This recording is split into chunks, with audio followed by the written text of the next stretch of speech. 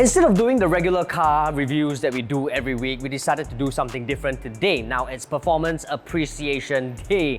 So behind me, we've got the 911 Carrera S and the Maserati Gran Turismo. Now before we begin this crazy shootout, a big shout out to Supreme Cars. They were the ones who loaned us these two cars. So if you're keen on any high performance, high quality, pre-owned cars like this too, or the F430 or even the Turbo S, feel free to come on down to 24 Linky Road and check it out.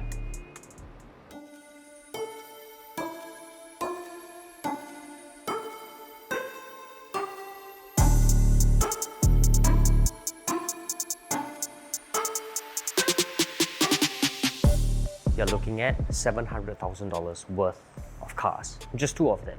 $700,000. But on a serious note, we're going to talk a little bit about how these cars look now. So the Gran Turismo as well as the 911 Carrera S.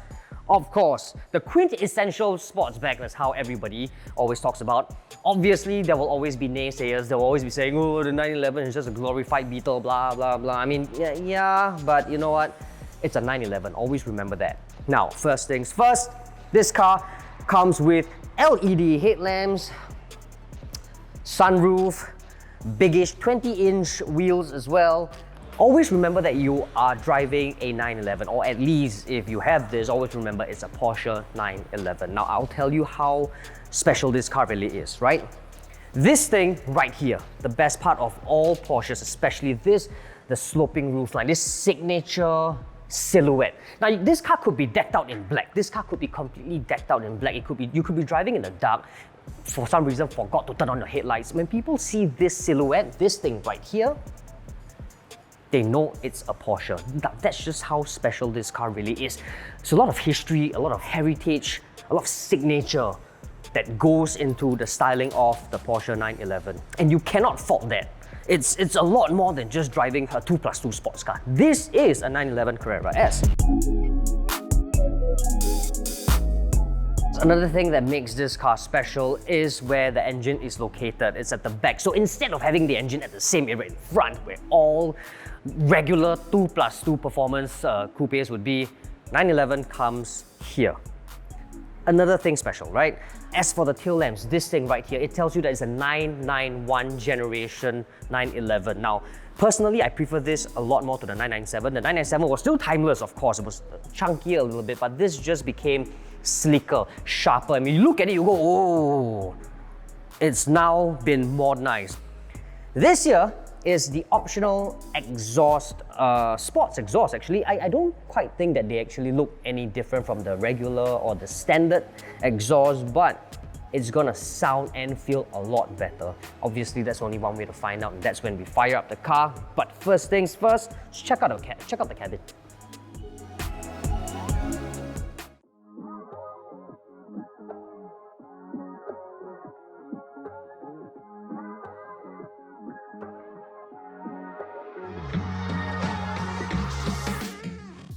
Oh, lovely stuff.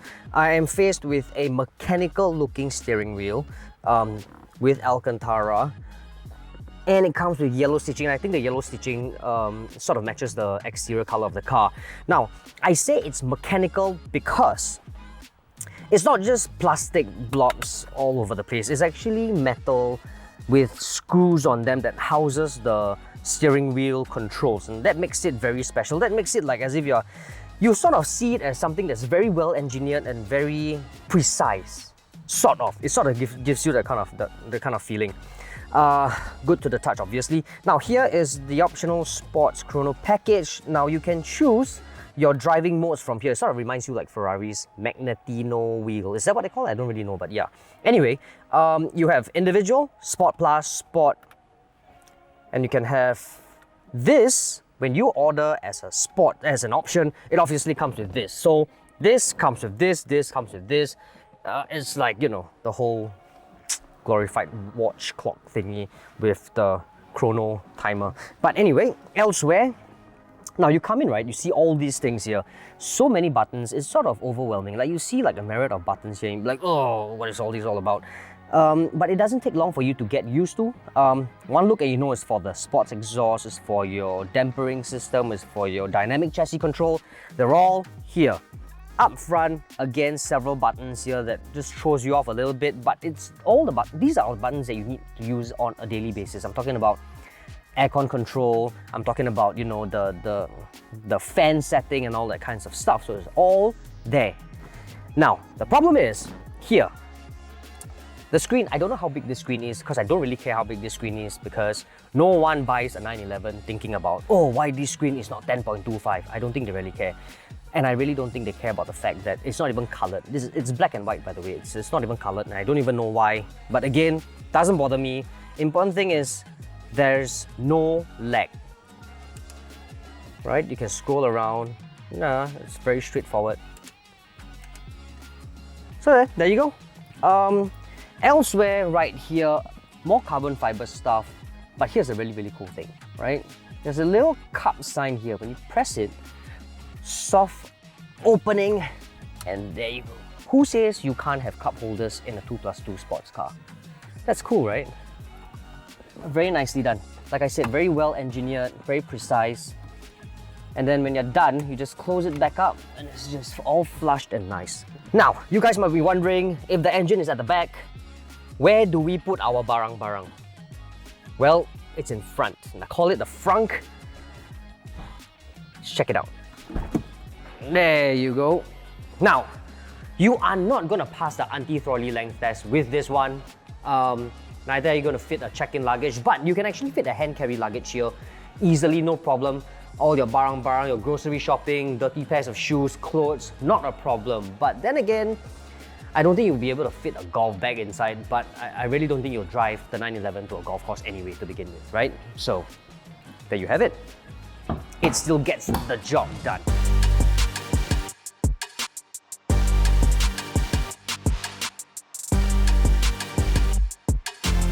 Now on to the Maserati Gran Turismo. Now this car here is an out and out Italian flair. It's just so you look at it and immediately you know that there's a lot of Italiano flair to it, right? I mean, like, you look at this elongated headlamps, this low slung look, huge mouth right in front, huge, with the Trident emblem taking center stage.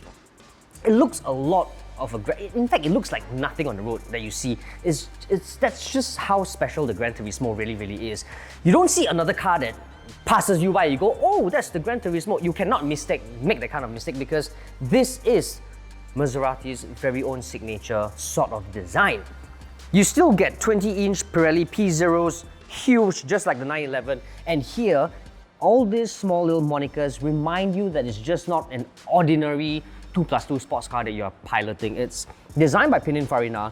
This here just reminds you that it's a V8 power plant, 4.2 liters, in fact, to be exact, V8.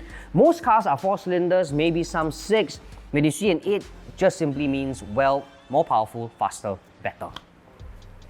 You don't get the sort of signature roofline that's often associated with Maserati, unlike the 911 again, but this is very nicely done because of this whole bulging line that leads right to the boot.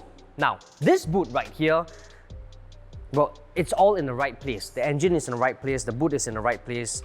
So it makes for familiarity, and familiarity, I always say, breeds confidence. This, I can't really tell you if it's the same, bigger, or as deep as the 911 Carrera S's boot space, but I will tell you this. It will pretty much get the job done as well, or as it will function as well as the 911, because it won't fit your check-in luggage, but it will fit your hand carry, your grocery shopping, your dirty shoes, clothes, barang-barang. It will get the job done. Here is where you see quad exhaust tailpipes. Now, for some reason, you look at this, right? And it doesn't feel as intimidating, as impactful, as significant as the 911 Carrera S, which has central tailpipes. But you will have to understand that the Gran Turismo wasn't really made to be an outright sports car, unlike the 911. This car, the Gran Turismo, is more like a Grand Tourer. So having this kinds of quad tailpipes, just, to me, it's very, very apt. Let's check out the cabin and see whether it's just as apt. Wow. Well, you step inside here and you just go, whoa. I mean, the whole cabin is just filled with red, like fiery, sporty, fierce looking red leather, the whole place. Now, while it looks that way, I'm not too sure if red is going to be good enough for you guys to feel like you're not going to get bored with the car quickly. That's why I always stick to black cabin, because that's just timeless. But again, that's just me. Everything here is completely different from the 911. I'm saying completely different because the 911 has got a lot of Alcantara and carbon fiber and plastic bits, whereas here it's just all leather. I'm talking about leather all round. Even at areas that you hardly touch, it's just leather. Dashboard, everything is leather. So it feels very old school. It feels like even when these things just sort of deteriorates over the years, it's still very high quality. Now the steering wheel right here, I think there are going to be two schools of thoughts, right? One would be, oh, you know what, it just looks very dated. Like, why am I paying money for this sort of dated quality, dated design? And then there'll be another school of thought, which I feel personally, in my opinion, is that it's timeless. I look at this, the buttons are all here. It gets the job done, straightforward, fast. I don't have to guess what this button does. I don't have to guess what this button does. It's timeless. Like, it will still look timeless over the next 5-8 years, easily, at least to me. This whole thing, there's a number pad here. All the buttons here is exactly what you need to do. Again, the aircon, temperature, fan speed, they are all here. Screen just as small as the 911, but at least it's colored, so that ain't too bad, right? This here has got cup holders, and unlike the 911, you don't have charging ports, or rather you don't have like wireless charging that the 911 Carrera S has, but it has more space. It immediately feels a lot more functional, honestly. When you come in here, it feels like there's a lot more space to put your stuff, your watch, your phone or your wallet or something like that, right? But again, I think it's because this car was made to be a Grand Tourer, so you can drive from state to state in comfort and in style and still have all the stuff put in this place, the passports and all that kind of stuff. So it's very functional, and I think Maserati had this concept wrapped around their heads when they created this car. Elsewhere, on this side of the story, you get like the Gran Turismo moniker right there, so it sort of reminds you again that this car is just not your regular Grand Tourer car. It's a Maserati Gran Turismo. It's funny how Porsche doesn't actually have the monikers put on dashboards. You know what I mean? Like, or maybe it's an Italian thing. I'm not too sure. Italian. All right, man. I love this cabin actually. Now that we have taken a look at both these cars, I don't know, who do you think should win? I sort of like the timeless and signature design of the 911 Carrera S, but I also like the cabin, the very timeless cabin of the Maserati Gran Turismo. So a bit of both worlds. I guess there's only one way to find out who deserves to be the winner. We need to drive them.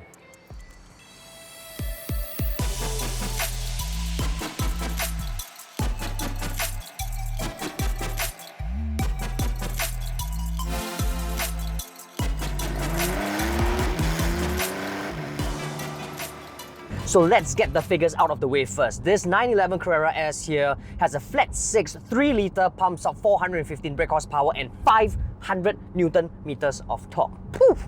Completes a century sprint in like what, 4.1 seconds, but truth be told, right? It feels a lot faster than 4.1 seconds, man. I mean, like, the fact that it's so sharp, the fact that it's so smooth, it's astoundingly capable on the road just makes it so much different. I mean, you know how there are cars that just tells you, you know what, it's 4.1 seconds, and then there are cars that just tells you that it is 4.1 seconds. What I'm trying to say here is there are a lot of cars out there that you drive and you just feel this, you know what, in real life driving, it's a lot faster than what the numbers suggest in its spec sheet, and the Carrera S right here definitely feels that way. The good thing is, I mean, for a pint-sized driver like me, there's actually an 18-way control thing, like 18-way adjustable seats, which means you can pretty much adjust however you want to sit. It's very comfortable, it's very driver-centric, I would say. I mean, it's very seldom, other than my car, of course, that I can actually sit this close to the steering wheel. It just feels right, low. I mean, it's perfect, man. But I'll tell you what's really, really addictive. It's not just the speed, it's not just how it handles. I don't know if you guys can hear it, right? Just check this out. Just give it some space. Can you hear it? Ooh, can you hear it? All the pops and crackles just adds on to this whole satisfaction of driving a car like this. And when it comes to performance, the 911 never disappoints. That is the amazing part of it all. I mean, we've been driving this car for several hours now. It could be a tight traffic, it could be empty roads and all that kind of stuff. And when you hit the empty road, you know that you can just explore the width of its capabilities. Round curves. I mean, look at that. The car is so composed, right? I mean, it instills a sort of confidence that you need to tackle all this. And the fact that the steering wheel is just so communicative and so talkative, it gives you all the feedback you need to know to ensure that you can actually handle all these bends with this car. I mean, what's there to complain, right? You see another 911 Carrera S, right, on the road, and you go like, oh, this guy must be a show-off, you know, buying a 911, buying a Porsche for that matter, and all that kind of stuff.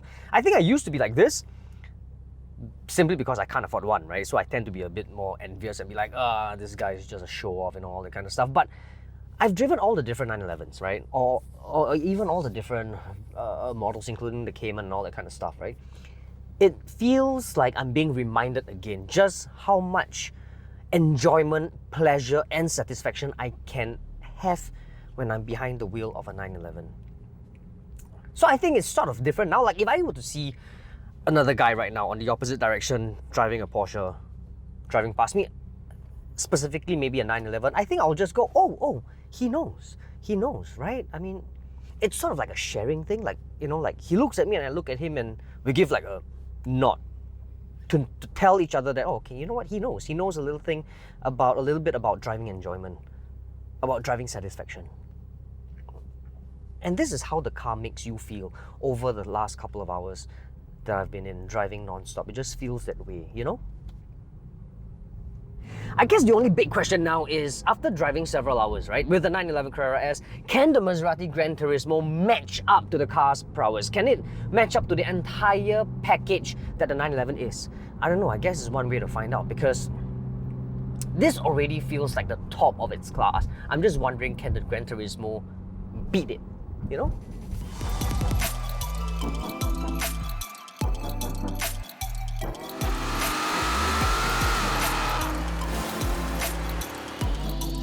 So, the Maserati Gran Turismo, the Italiano car. Now, it's very exciting to actually have these two cars side by side, like a German and an Italian, right? So we've been dealing with the Porsche for the past couple of hours, and now it's the Gran Turismo. This car is a 4.2 litre V8, pumps out 460 Newton meters of torque and 400 brake horsepower. Now, it's a 5.5 second Century Sprint car. But when you really pedal to the metal, it feels quicker than that. It feels like some 5-second car, more like a 5-second car. And I think a lot has got to do with the fact that it sounds so good. You know when a car sounds crazy loud, like before you see the car coming, you hear the sound first. That makes you feel like, the car is going very fast. And I sort of feel it that way, especially in real world driving, like right now. Can really appreciate it's a V8 grumble to it. It's that kind of sound that you will not mistake it for 6-cylinder. This is undoubtedly an 8-cylinder power plant. I think there are a lot of things that you can actually appreciate this. Now, in here, the whole rate isn't for me, to be honest. It feels like I'll get bored of the car in like a month and a half, but it definitely enhances the whole experience. This just enhances everything. Like you come in and you see all this, you just tell yourself, you know what, this is a fiery car. But by and large, we have to admit and we have to understand that this car wasn't made to be an outright sports car. It's not an out and out bruiser, it's more like a cruiser, you know what I mean? Like you can drive from state to state in style, in comfort, and quick. This car will swallow tarmac. For the past several hours, it swallows tarmac like nothing else on the road. 5.5 second car. Whew. What a car. I'm not too sure if you guys can actually hear the V8, but you know what? Check this out. Can you hear it? Can you hear it? Ooh! Ooh. Now that is oral pleasure indeed. So after spending hours with the Porsche and we jump straight into Maserati, you can spot some differences like immediately. I'm not talking about like looks obviously, but I'm talking about the feel of it. The sitting position is obviously very different. Yes, I can still sit close to the steering wheel is still down low, but because the size of the steering wheel right here is immediately noticeably bigger than the Porsche, it feels like suddenly it's a lot chunkier. And because the pedal shifters right here are big and nice and it feels solid, right? The signal stalks are actually behind the pedal shifters, so it'll actually take me a little bit of a stretch to do my signaling here. But again, it's a really, really small quibble. But what's really important to know is that this car may be a second and a half slower than the Carrera S. It might be lower on horsepower and lower on torque, blah, blah, blah. But I'll tell you this, there's no replacement for displacement. This 4.2 V8 is a gem. It's really, really a gem. I mean, it gives you the sort of oral satisfaction. It gives you a lot of oral pleasure. And I can't say this anymore. I can't emphasize this more than I'm already emphasizing. The V8 is a sweet sounding engine. I like it, I tell you. Honestly, I genuinely like this car. Just not the red interior. I think the red isn't for me. Sort of makes me feel like I'm gonna get bored of the car really quickly, but that's just me. I'll do a black, but... Oh, you know what? I can actually do a cream color. Then it look like Guinness. This car is obviously not as sharp as the 911. It's obviously not as precise and obviously not as brutal. But here's the thing, it doesn't matter because the Gran Turismo was made to be a grand touring car. You could take this car to Sepang, whack a few rounds, and then still waft back home in style and comfort. I don't think you would... You could do that in the 911 Carrera S, but I think you will feel more tired. In this car, you'll still be very comfortable. And I think that's what makes this car special compared to the 911, right? But of course, there are several small little quibbles that to me, I kind of makes me appreciate the 911 more. For instance, I've got sweaty palms, and when you are driving a little bit harder with sweaty palms on leather steering, you tend to slip a little bit more. But because the 911 has Alcantara, it has a lot of grip and you're a lot more confident when you're doing crazy work on the road. The other thing is, I kind of like the cabin's color a lot more. I know it's a small little... I'm just complaining for the sake of complaining lah. You know, red isn't for me. It's just too loud. And, you know, yes, it makes this car feel like it's very fiery and, you know, it's ready to go. But I don't want to get tired of this car that quickly. And I think red will just put me off in like a month and a half.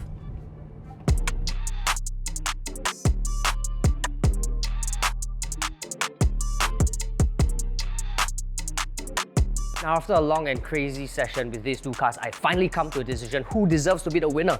I think it would be very difficult if I hadn't been on the road, if I haven't taken out these two cars on the road, but you know, I'm caught in between the cabin of this car and the looks of this car. But once you're out on the road, it's clear that the 911 Carrera S deserves to be the winner. It's astoundingly sharp, it's supremely capable. I don't know if there's another car in its class that can beat this. Right? I know it's just under $470,000. It's priced quite high, but believe me, it's worth every single cent. Every single cent. Now, before we end of this video, again, I'd like to give a shout out to Supreme Cars at 24 Linky Road. Thank you very, very much for loaning us these two wonderful cars. If you guys are keen on any of maybe these two cars or any other cars like the F430 and the Turbo S again, feel free to come on down and check them out. Ciao.